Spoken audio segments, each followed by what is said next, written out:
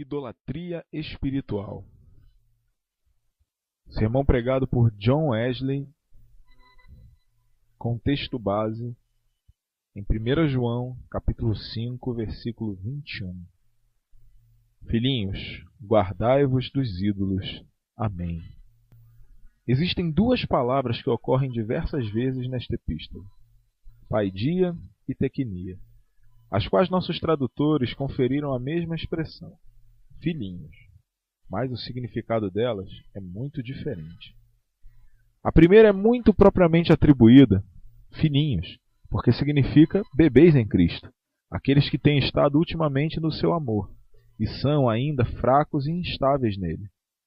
A última deveria com mais propriedade ser atribuída a filhos amados, uma vez que ela não denota algo mais do que a afeição do orador por aquele a quem ele tem procriado no Senhor. Um historiador antigo relata que quando o apóstolo esteve tão enfraquecido pela idade, não sendo capaz de pregar, ele foi frequentemente trazido para a congregação, em sua cadeira, e afirmava justamente: amados filhos, amem uns aos outros. Ele não teria dado um conselho mais importante. E igualmente importante é este que se coloca diante de nós, igualmente necessário para toda parte da Igreja de Cristo. Amados filhos, mantenham-se distantes de ídolos. De fato, existe uma ligação íntima entre eles. Um não pode subsistir sem o outro, já que não existe um alicerce firme para o amor de nossos irmãos, exceto o amor de Deus. Também não existe possibilidade de se amar a Deus, exceto se nos mantivermos longe de ídolos. Mas quais são os ídolos de que o apóstolo fala? Esta é a primeira coisa a ser considerada. Nós podemos, então, em segundo lugar, inquirir: como nós podemos nos manter longe deles? Em primeiro lugar, quais são os ídolos do que o apóstolo fala? Eu não imagino que ele queria dizer, pelo menos não principalmente, os ídolos que eram adorados pelos pagãos. Aqueles para os quais ele estava escrevendo, quer fossem judeus ou pagãos, não estavam correndo muito esse risco. Não existe probabilidade de que os judeus agora convertidos tivessem sido alguma vez culpados de adorá-los. Tanto quanto os israelitas estiveram profundamente entregues a essa idolatria grave, por muitas eras, eles dificilmente estiveram alguma vez envolvidos nisso, depois de seu retorno do cativeiro babilônico. Desde aquele período, todo o grupo de judeus tinha mostrado uma constante e profunda aversão a isso. E os ateus, depois de terem se voltado uma vez para o Deus vivo, tinham pelos seus ídolos anteriores a mais extrema abominação. Eles abominavam tocar em coisas sujas. Sim, eles escolhiam sacrificar suas vidas, a voltarem a adorar aqueles deuses a quem eles agora sabiam tratarem-se de demônios.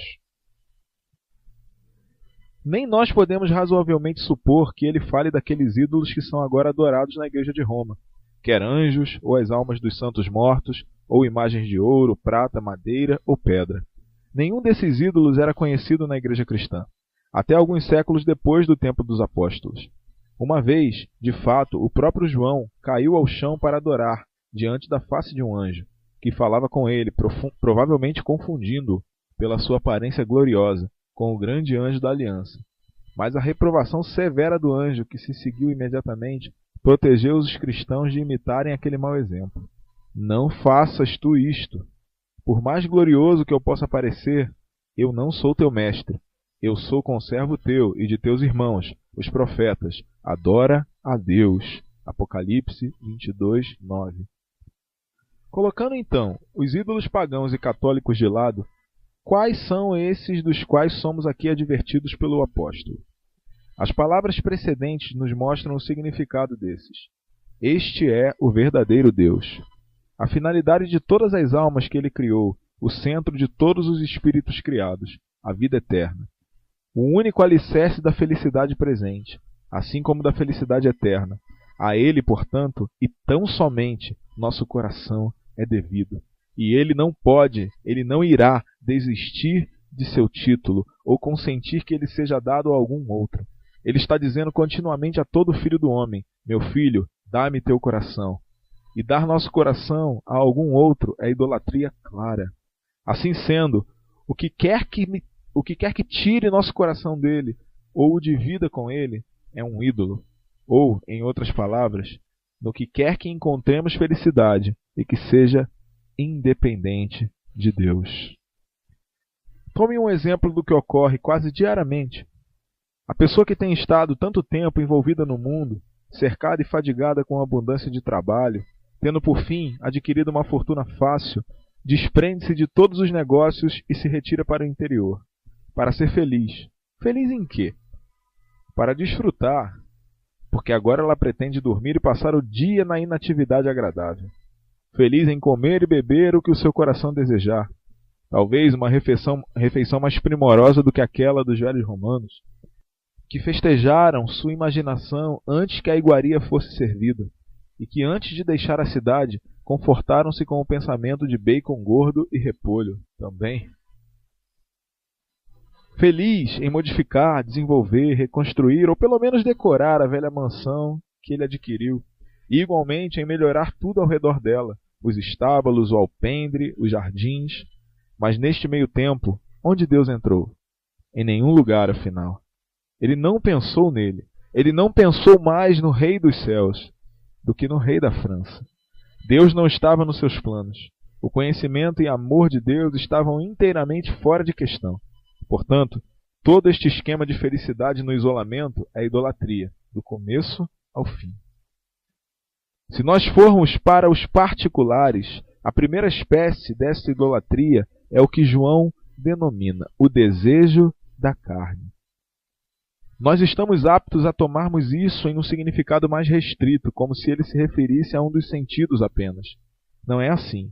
Esta expressão igualmente se refere a todos os sentidos exteriores. Ela significa buscar a felicidade na gratificação de algum ou de todos os sentidos externos, embora, mais particularmente, nestes 3 sentidos menores: gosto, cheiro e tato. Ela significa o buscar a felicidade nisto, se não de uma maneira grosseira, de uma maneira indelicada, através da intemperança declarada, por meio da glutonaria ou bebedeira, ou desavergonhada devassidão, ainda que de em alguma forma regular epicurismo, na sensualidade distinta, em tal curso elegante de autoindulgência, como não a perturbar tanto a cabeça, quanto o estômago, como não a prejudicar afinal nossa saúde, ou envergonhar nossa reputação. Mas nós não devemos supor que estas espécies de idolatria estão confinadas aos ricos e grandes. Nisto também, o dedo do camponês, como nosso poeta fala, pisa no calcanhar do cortesão. Milhares da classe inferior, assim como os das classes altas, sacrificam suas vidas a estes ídolos, buscando sua felicidade, embora que de uma maneira mais humilde, em gratificarem seus sentidos exteriores.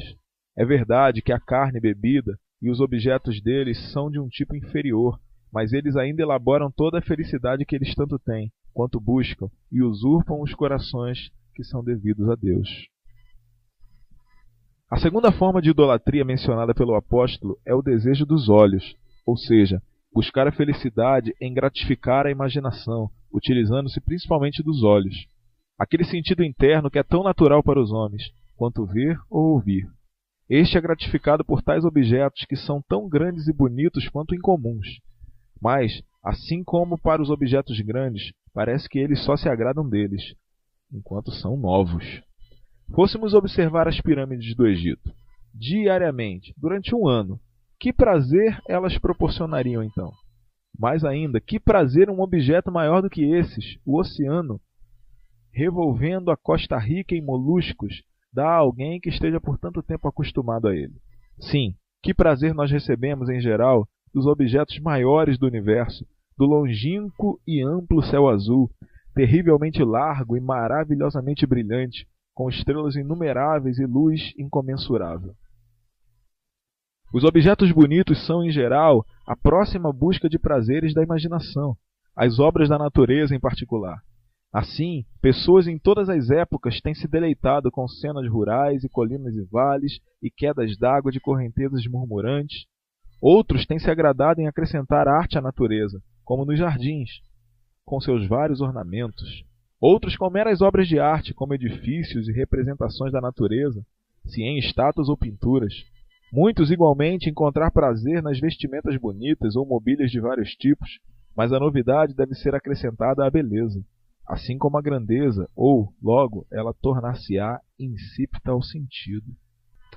Nós estamos nos referindo à parte principal da beleza, ao prazer que muitos têm no seu animal favorito. Quem sabe um pardal, um papagaio, um gato, um cachorro pequeno. Algumas vezes isso pode ser devido a estes, em outras, a nenhum, mas as pessoas agradam-se de poder encontrar alguma beleza, afinal, o favorito. Não, possivelmente ele seja superlativamente feio aos olhos de todas as outras pessoas. Neste caso, o prazer parece surgir da mera extravagância ou capricho, ou seja, loucura. Nós devemos nos referir ao ápice da novidade, principalmente o prazer encontrado na maioria das diversões e deleites, os quais, fôssemos repeti-los diariamente, em poucos meses se tornariam extremamente chatos e insípidos. Ao mesmo tópico, nós podemos nos referir ao prazer que é obtido em colecionar curiosidades, se elas são naturais ou artificiais, quer velhas ou novas. Isto adocica o trabalho do virtuoso e torna todo o seu trabalho leve. Mas não é principalmente a novidade que nós imputamos o prazer em que recebemos da música? Certamente, esta tem uma beleza intrínseca, assim como frequentemente uma excelência intrínseca. Trata-se de uma beleza e grandeza de um tipo peculiar, não expressa facilmente, relacionada proximamente ao sublime e ao belo na poesia, que fornece um prazer raro. E ainda assim, admite-se que a novidade salienta o prazer, que se ergue de alguma dessas fontes. Do estudo da língua, do criticismo e da história, nós recebemos um prazer de uma natureza mista. Em todos esses, existe sempre alguma coisa nova, frequentemente alguma coisa bela ou sublime, e a história não apenas gratifica a imaginação em todos esses aspectos, mas igualmente nos satisfaz, por tocar em nossas paixões, nosso amor, desejo, alegria, devoção. A última dessas nos oferece um prazer enorme, embora estranhamente misturado com uma espécie de dor, de modo que alguém não deve se admirar da exclamação de um poeta refinado. O que é toda alegria e jovialidade, a não ser uma turbulência impura, quando a beleza é comparada à melancolia divina? O amor, a novidade, é incomensuravelmente gratificado pela filosofia experimental, e na verdade por todo o ramo da filosofia natural, que abre um campo imenso para as descobertas ainda novas. Mas não existe igualmente um prazer nisto, assim como nos estudos matemáticos e metafísicos, que não resultam da imaginação, mas do exercício do entendimento? A menos que nós digamos que a novidade das descobertas que fazemos, através das pesquisas matemáticas ou metafísicas, seja uma razão, pelo menos, se não o principal, dos prazeres que recebemos disto. Eu insisto muito mais nessas coisas, porque bem poucos as veem, sob o verdadeiro ponto de vista. A generalidade dos homens, e mais particularmente dos homens de consciência e eruditos, está tão longe de suspeitar que existe, ou pode existir, o menor perigo nelas, que ela acredita seriamente que se trata de motivo de grande prazer dedicar-se totalmente a elas. Quem deles, por exemplo, não se admiraria e elogiaria a engenhosidade incansável do filósofo que diz: eu estou há 38 anos em minha paróquia em Ulster e estou certo de que existem não menos do que 53 espécies de borboletas nela. Mas se Deus me concedesse alguns anos a mais de vida, eu não duvido que eu pudesse demonstrar que existem 55.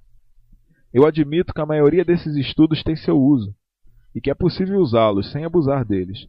Mas se nós formos buscar nossa felicidade nessas coisas, então ela se torna um ídolo, e o desfrutar dele, não obstante possa ser admirado ou aplaudido pelo mundo, é condenado por Deus, como nem melhor nem pior do que a idolatria condenável. A terceira coisa, o amor ao mundo. O apóstolo fala sobre aquela expressão incomum, que é afirmada por nossos tradutores como o orgulho da vida. Usualmente se supõe que ela signifique a pompa e esplendor daqueles que são uma classe mais alta. Mas ela não tem um sentido mais extenso? Ela, preferivelmente, não significa buscar felicidade no louvor de homem, que acima de todas as coisas produz orgulho?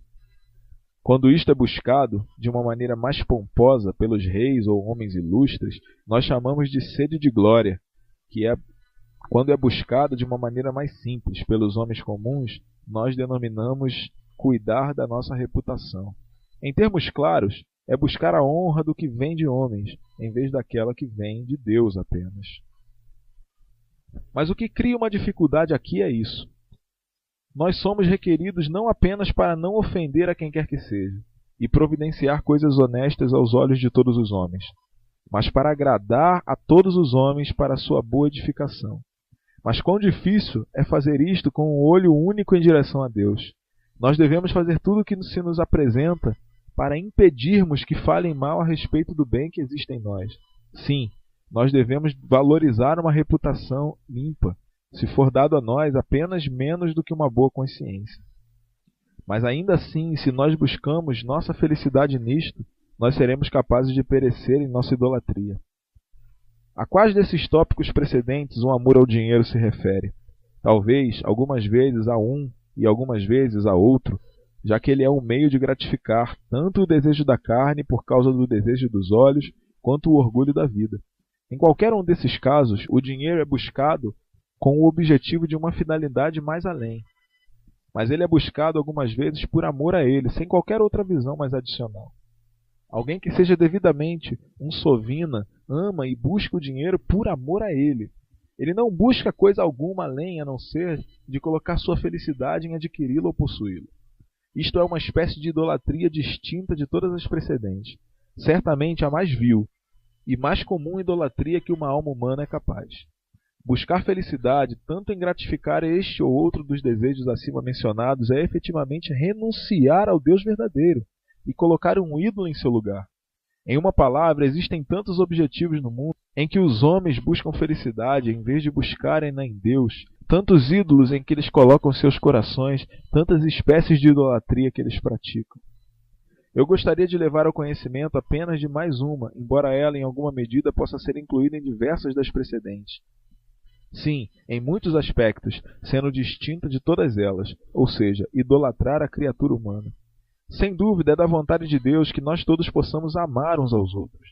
É sua vontade que possamos amar nossas relações e nossos irmãos cristãos com um amor peculiar, e esses em particular, a quem Ele tem feito particularmente úteis às nossas almas. Esses nós somos ordenados a amar fervorosamente, ainda assim com o coração puro. Mas isso não é impossível para o homem. Preservar a força e ternura da afeição, e ainda assim, sem qualquer mancha na alma, com pureza imaculada, eu não quero dizer apenas não maculá-la pela luxúria. Eu sei que isso é possível. Eu sei que uma pessoa pode ter uma afeição inalterável por outra, sem qualquer desejo deste tipo. Mas ele é sem idolatria? Não se trata de amar a criatura mais do que o Criador?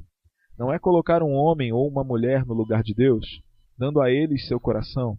Que isto seja cuidadosamente considerado, até mesmo por aqueles a quem Deus tem reunido, através dos maridos e esposas, pais e filhos. Não se pode negar que esses devem amar um ao outro eternamente. Eles foram ordenados a assim fazerem, mas eles não foram ordenados, nem lhes foi permitido amarem um ao outro de maneira idólatra. Ainda assim, quão comum isto é! Quão frequentemente um marido, uma mulher, um filho são colocados no lugar de Deus. Quantos destes, que são considerados bons cristãos, fixam suas afeições uns nos outros, de modo a não deixarem lugar para Deus. Eles buscam sua felicidade na criatura, não no Criador. Um pode verdadeiramente dizer ao outro: eu te vejo, Senhor, e objetivo de meus desejos. Ou seja, eu desejo nada mais a não ser a ti. Tu és a coisa que eu tanto busco. Todos os meus desejos estão em ti, e junto à lembrança de teu nome. Agora, se isto não é idolatria clara, eu não saberei dizer o que poderá ser.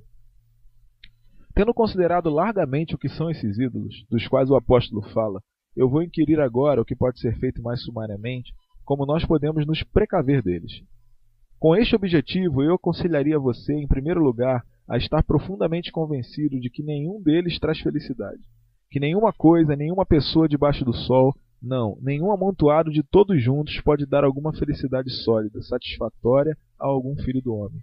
O próprio mundo leviano, imprudente, reconhece isto, sem refletir a respeito enquanto ele considera, ou mais do que isto, enquanto ele mantém veementemente que nenhum homem sobre a terra está satisfeito. A mesma observação foi feita há 2000 anos. Permita seja dada ao homem fortuna ou escolha de posição. Ainda assim, ninguém sobre a terra viverá satisfeito. E se nenhum homem sobre a terra está contente, é certo que nenhum homem é feliz, porque qualquer que seja a posição em que ele se encontre, o descontentamento é incompatível com a felicidade. De fato, Não apenas a parte inconsequente do mundo, mas a parte pensante concorda que nenhum homem está satisfeito. A melancolia prova o que vemos, de todos os lados, no alto e no baixo, no rico e no pobre.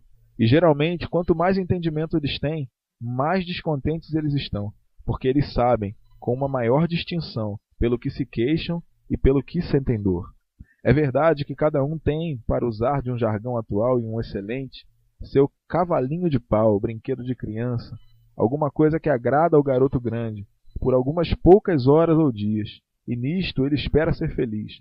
Mas embora a esperança floresça eterna no peito do homem, o homem nunca é feliz, mas estará sempre pronto a ser, ainda que ele esteja caminhando na sombra inútil, que logo irá desaparecer.